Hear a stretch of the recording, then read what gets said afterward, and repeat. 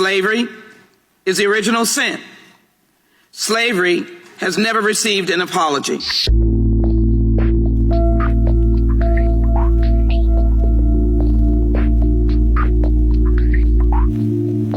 I am not here in anger or anguish. I am not in any way seeking to encourage hostilities. There are diverse opinions in this room, and I understand it, appreciate it, respect it, admire it, and love it. I'm a product of my history. I am clearly a child that has walked this path. No, I did not pick cotton. But I will say that those who picked cotton created the very basic wealth of this nation. For cotton was king. There was no other product. And so I ask my fellow colleagues that this is simply a constructive discussion that will lead to the practical responses. Reparations and the idea of this commission should be welcomed by all Americans.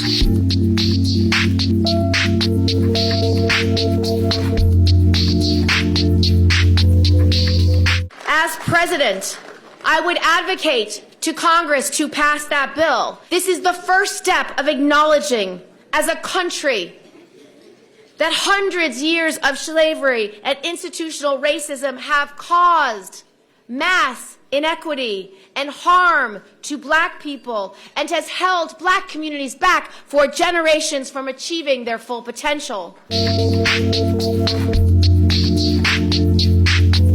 I don't think reparations for something that happened 150 years ago, for whom none of us currently living are responsible, is a good idea. We've, tried to deal with our original sin of slavery by fighting a civil war, by passing landmark civil rights legislation.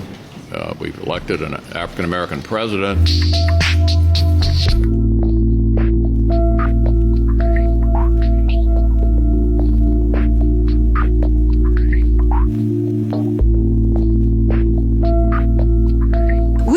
Reparations today, not simply because of what happened to our ancestors, but what continues to happen to us. We are owed it. We are owed it because we were paid discriminatory wages. We are owed it because our ancestors who were unpaid have left a legacy to us that says we must close that gap that we experienced, but we must do it not simply for us, not simply for our children, but to avenge, to vindicate, and to say that our ancestors have not worked for nothing and died for nothing.